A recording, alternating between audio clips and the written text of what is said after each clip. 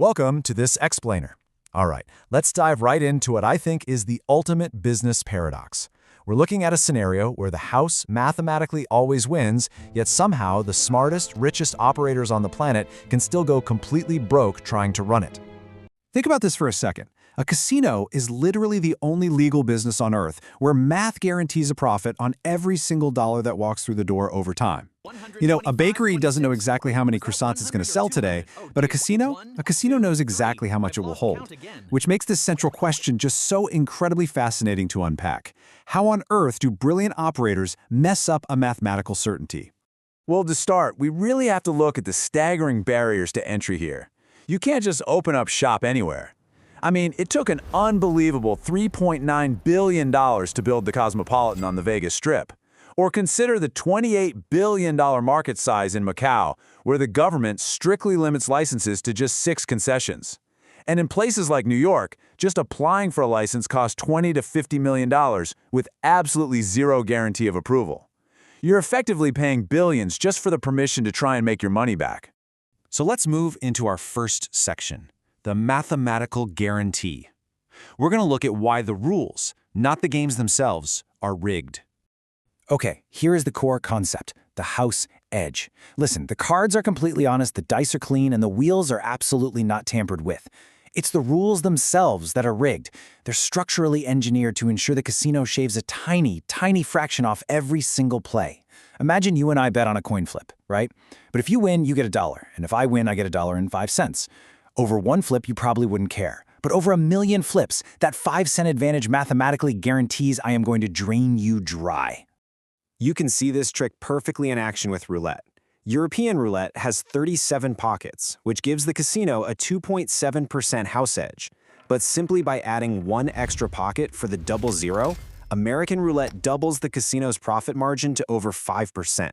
The craziest part is that the player at the table never actually notices a difference in the gameplay, but the math notices every single time.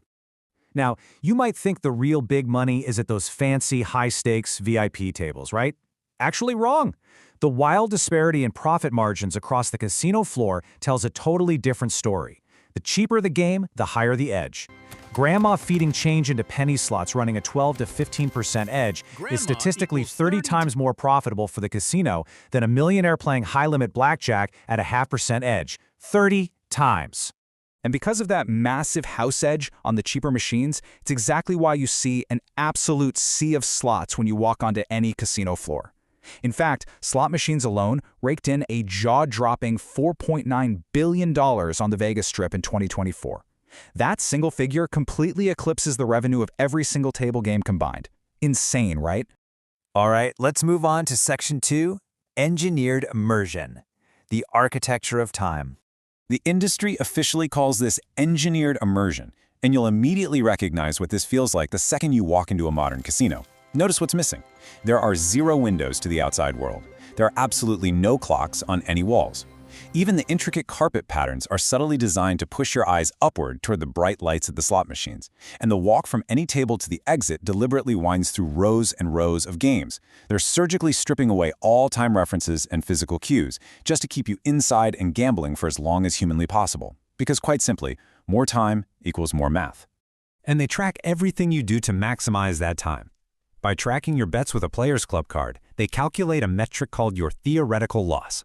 Say they know you'll theoretically lose $500 based on the math, well, they'll happily invest 5 to 10% of that back into you. We're talking free rooms, free drinks, comp dinners. In 2024 alone, this exact system cost Vegas $4.4 billion in giveaways. But remember, they didn't actually lose that money. It's just a highly calculated retention expense to keep you in the building. Then at the very top of the casino food chain, we have the whales. And honestly, this stat blew my mind when I learned it.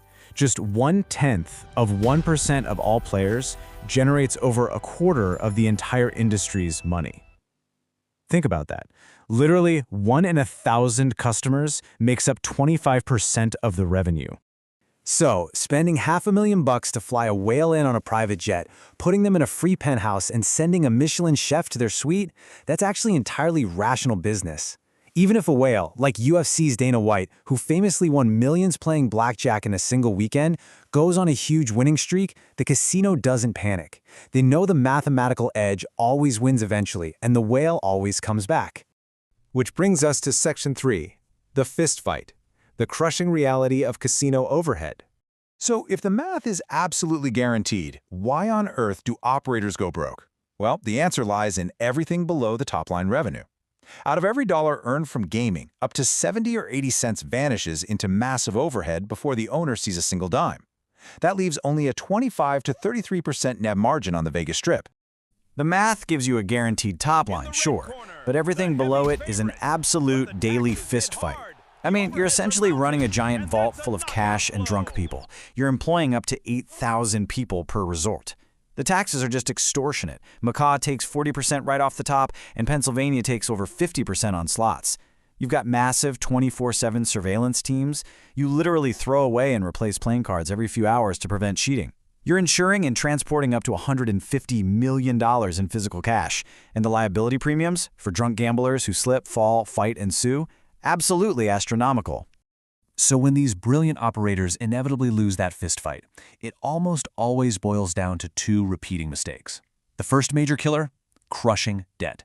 They take on way too much expensive debt to build their dream resort.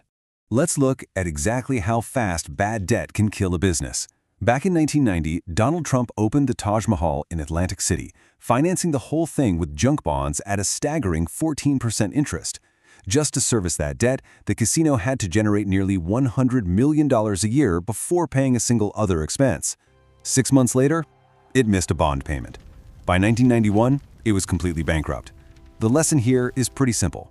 Don't build a casino on debt that requires the building to be absolutely flawless from day one. Because honestly, no casino is perfect on day one. Now, the second massive mistake is building a billion-dollar product that your actual gambling market doesn't even want to step foot inside. You end up alienating the exact people you need to make the math work. Just look at the disastrous failure of the Revel in Atlantic City. They spent $2.4 billion building this gorgeous, sleek casino specifically for Wall Street executives. They banned smoking on the gaming floor, and they got rid of the buffets. It was a complete mismatch. The Wall Street crowd never showed up, and the local retirees, who are literally the lifeblood of Atlantic City, flat out refused to visit. It closed in just 2 years and sold for $82 million. That is 3 cents on the dollar. The exact same thing happened to the Lucky Dragon in Vegas, a boutique built for Asian high rollers who ironically bypassed it because they flew all the way to Vegas for the massive Vegas spectacle. Basically, if you remove what the core customers actually want, you're going to hemorrhage money. All right, let's wrap this up with Section 4, the ultimate payout. Surviving the unguaranteed to reap the guaranteed. There's a really stark contrast in what doing it right looks like depending entirely on your scale. On one hand, a boring regional Colorado casino yields a fast 3-year payback. It's safe, it's recession-resistant, and it nets a solid $2 million a year. But on the other hand, a billion-dollar Vegas mega resort is an entirely different beast. Notice that only 1/3 of that massive $900 million revenue comes from actual gaming. The modern strip casino actually uses gambling as a loss leader to pull customers into its hotel, restaurants, and conventions, which results in a staggering $250 million net profit every single year. If you can somehow survive the completely unpredictable variables, like the debt, the operational fistfights, the geopolitics, that rigid mathematical edge will generate historic wealth. Take Sheldon Adelson. He started buying casinos in 1988. Before he passed, he had built a $35 billion fortune. His company, Las Vegas Sands, pulls in roughly $32 million in revenue every single day. That is the true power of compounding a mathematical edge at an unprecedented scale. Ultimately, the economics of this entire industry prove a totally fascinating reality. While the math itself is completely bulletproof, everything built on top of it simply isn't. It's this massive trade-off of guaranteed revenue against an unguaranteed everything else. So if you ever find yourself looking to buy a casino, just remember, the house always wins. You just have to make sure you survive long enough to remain the house. Which kind of leads me to wonder, considering the engineered immersion, the perfect mathematical edge, and the carefully calculated perks, are we playing the casino, or is the casino actually just playing us?